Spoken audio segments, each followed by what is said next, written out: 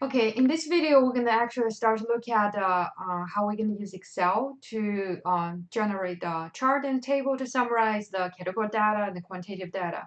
So starting from this video, and so you will notice that each method I will separate into two separate videos. So the first video basically give you some idea what is that chart, that table, and in the second video, and you actually will have a hands-on practice on how to use Excel to generate table and a chart.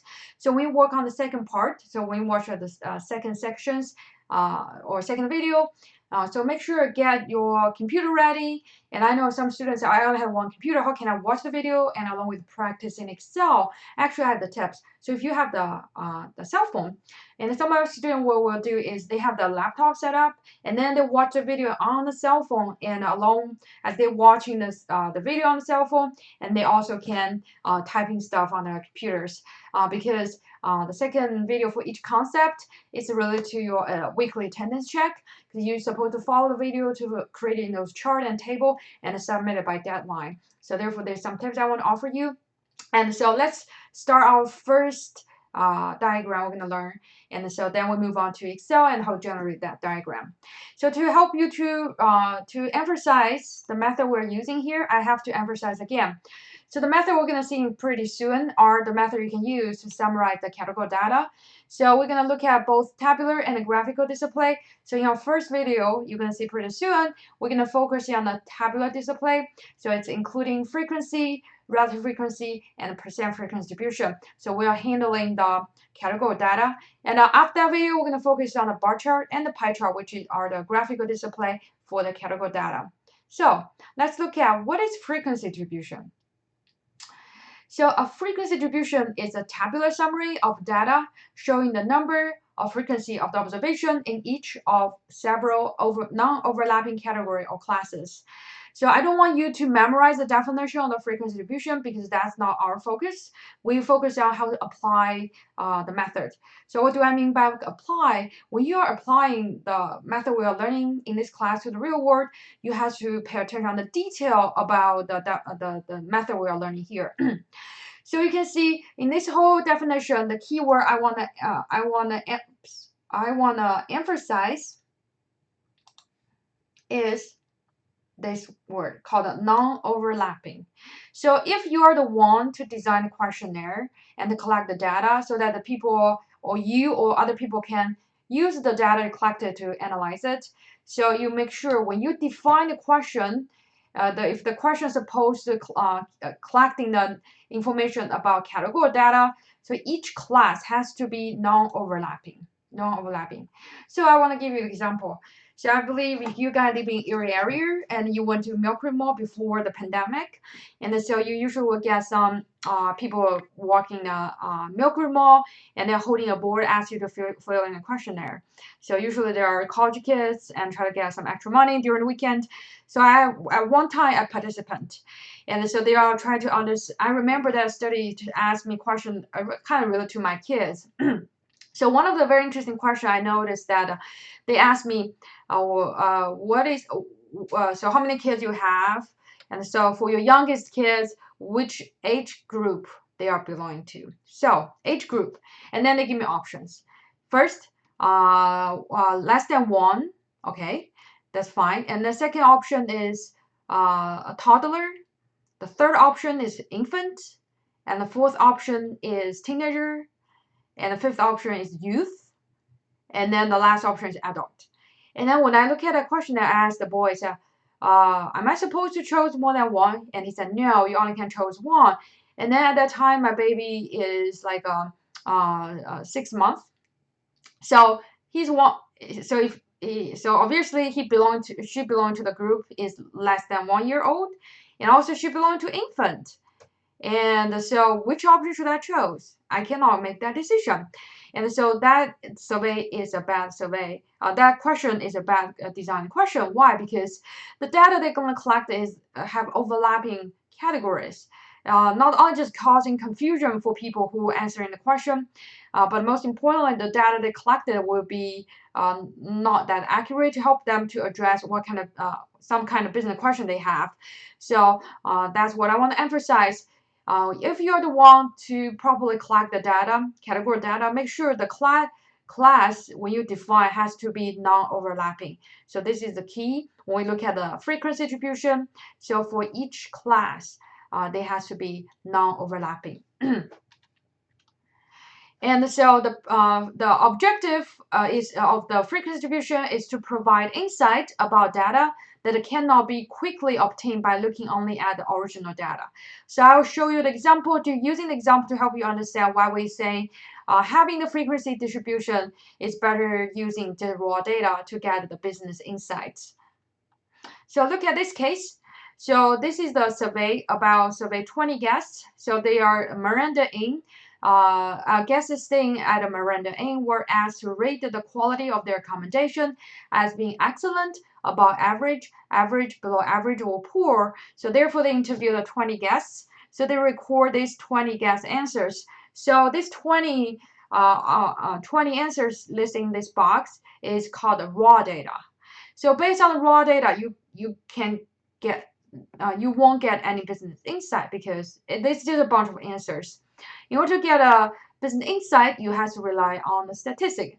So before we are using any visual method, we want gonna run through the whole analytical procedure as I mentioned before. So first of all, you have to, in order to properly using the statistical method we learn in this class, visual method we learn in this class, to summarize this data, you have to ask yourself, okay, the data I collect here is belonging to quantitative data or category data. So obviously, this is called the quality of the hotel. The quality. So the quality can be will be measured by the following levels, like poor, below average, average, above average, excellent. So obviously, they are the categories. So I want to ask you a quick question. So what scale of the measurement you should measure this variable?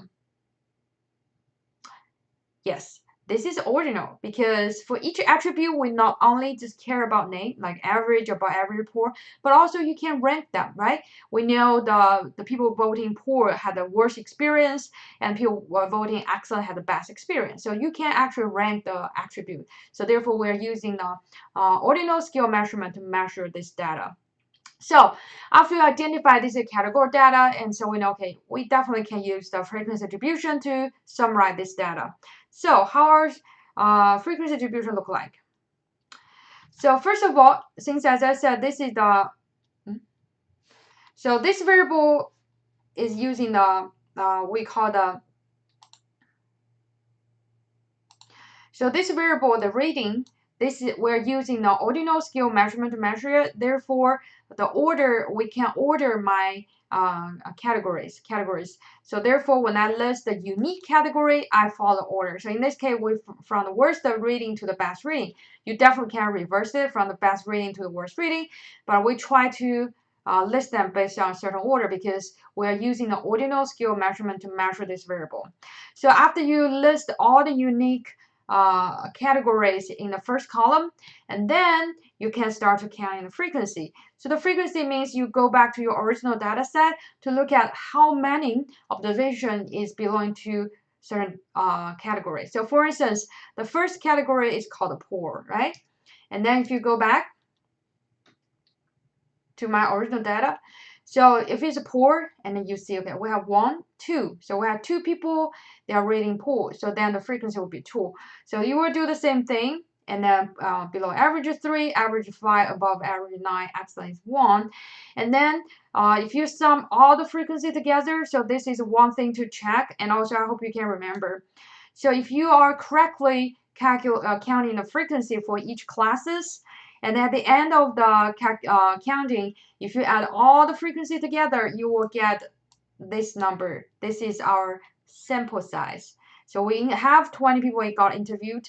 Therefore, the sample size 20. So if you add all the frequency together, you also get 20. So this is one important characteristic you should remember about frequency distribution. So now, if based on the raw data, we won't get any business insight. Now, based on the frequency distribution, obviously you can get a lot of business insight, right? We have 9 people, which is the highest frequency you can find among all classes, and it's actually very, very high. So when 9 people vote in the hotel as above average, so which is a good news for the manager, right? So it's a good news for manager. And however, if you pay attention on the extreme cases, poor and excellent. Why I emphasize this too? If you think about the marketing class you learned before, and so you understand when the consumer are very, very unsatisfied about your business, they are very likely not coming back. When people are very, very happy about your service, so they are very, very likely to become the loyal customers. So basically, in this case, they might piss off 2 customers. They won't ever come back. They only gain 1 loyal customer. So if you find this part of the number, so the manager of the hotel might need to reconsider how can we improve their services. So we can get a lot of business insight by generating this frequency distribution. Therefore, the raw data is not helpful. The first step is to generate the frequency distribution to help you to get some business insight. So next, beside the frequency distribution, we can do a little bit of transformation, and then we will be able to get another tabular display for the category data. So that is called a relative frequency distribution. So relative frequency distribution is very simple to calculate. So, but it's conditional on your frequency distribution. So you have to correctly calculate your frequency first, count your frequency first.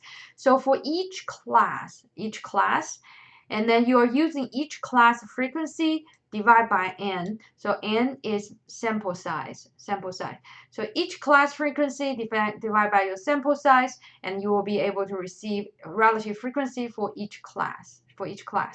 So let's look at Miranda Inn example again. We're going to come back to percent later.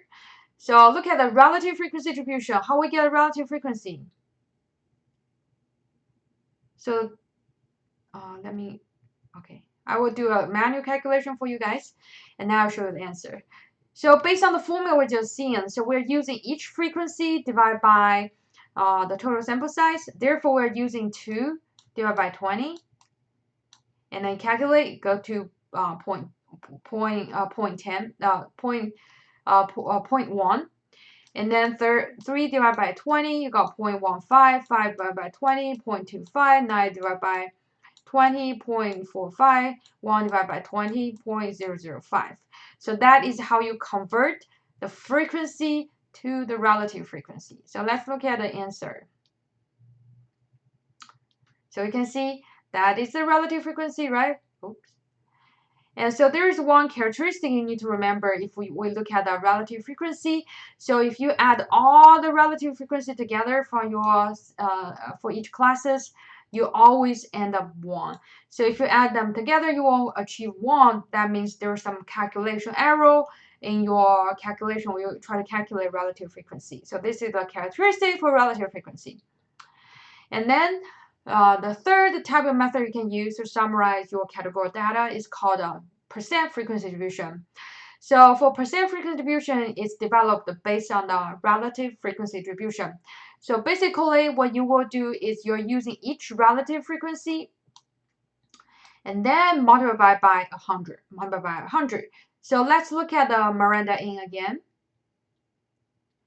So after we calculate the relative frequency, in order to convert the relative frequency to percent frequency, what we will do is we're using each relative frequency multiplied by 100. So 0.10 times 100, we got 10. 0.15 times 100, we got 15. 0.25 times 100, 25. 0.45 times 100, we got 45, etc. And so that is how we get our percent frequency distribution. And then the characteristic for percent frequency distribution is that if you add all of them together, and you will be able to receive 100. So that's always the case. If you add all of that together, you won't get 100, so you have some calculation error when you calculate the percent frequency distribution. So some students might ask me, it seemed like relative frequency, percent frequency, frequency distribution, they offer the same business insight. Why does statistician waste their time to generate so many different methods? So that's what I want you to think about. Why? So why relative frequency, percent frequency, frequency distribution, they look very similar. Why they developed it? So that's what I want to mention because, as I said, we are learning applied statistics. You can use the method we learn to solve the business problem or have a business generate business insight effectively. How can you effectively generate business insight? You have to properly use the method. So statisticians, they are not waste their time to develop these three different very similar methods. So actually, by default, we always use frequency distribution. And however, sometimes you have to use a relative frequency or percent frequency. So the question is when. So when you are comparing two different sample with a different sample size, you have to use relative frequency or percent frequency. So I want to give you an example. So for instance, when you're comparing, let's talk about gender distribution, male, female, others. So when you're comparing two different countries about their gender distribution, and you will notice that you cannot use the frequency distribution. Why? Think about if you compare China's gender distribution with let's say Denmark, and if you use a frequency distribution, you won't have a fair comparison because China has the world's largest population, no matter male, female, others, so they are all larger than Denmark. So how will you fairly compare these two countries? You need to convert your frequency distribution to relative frequency in order to fairly to compare these two countries because they have total different the sample size of these two countries are totally different. So Denmark has much less population than China. And similarly, when you are comparing your let's see the racial distribution about the company 20 years ago and now, you cannot use a frequency distribution because 20 years ago the company might be very small. Now the company might be very big. So in order to show the improvement of the the diversity of your company, you shouldn't use the frequency distribution. Instead, you should use relative frequency. So the differences between relative frequency and percent frequency are not that obvious. So if you chose to use relative frequency, you also can use the percent frequency distribution. So the reason people develop the percent frequency distribution is because some people just don't like to see the decimal places. So they prefer to see the number larger than 1. Therefore, they convert to the percent frequency distribution. So relative frequency and percent frequency are totally 100% interchangeable. However, for frequency distribution versus relative frequency distribution, it has to depend on the situation. So when you are comparing two sample, have two different sample size, you should choose relative frequency distribution.